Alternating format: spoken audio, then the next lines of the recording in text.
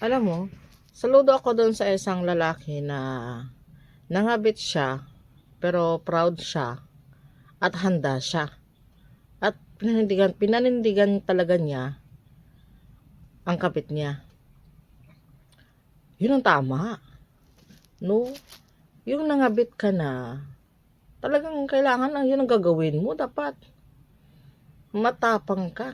Harapin yung consequences mo. Marunong kang umamin sa ginagawa mo.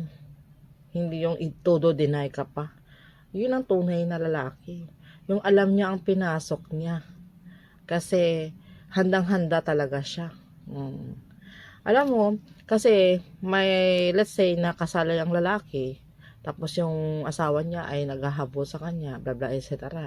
Lalo pa nagkulang talaga yung bigay mo. Aasahan mo talaga yan na maghahabol talaga yung asawa mo kasi nga legal kayo, di ba?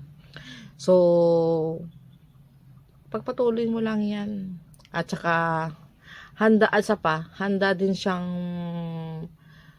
makasuhan, no? Sa ganong sitwasyon. Dahil, yun nga, pinanindigan niya ang kanyang kabit. Sana all. Dapat lang, yung nagmahal ka, paglaban mo.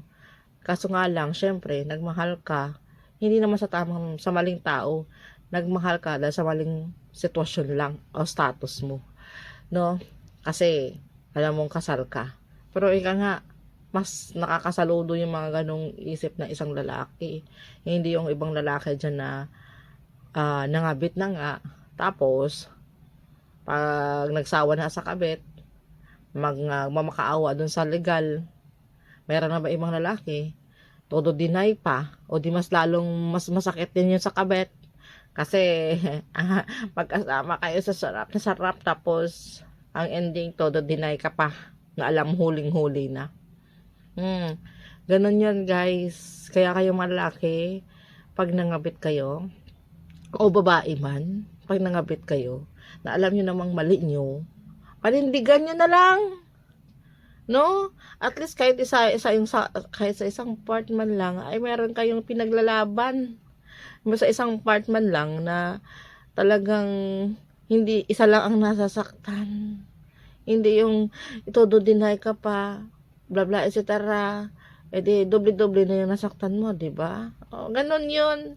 Maging loyal ka kung saan ka ngayon. Joke. Bahala kayo sa buhay nyo. Pero yun lang ang masasabi ko.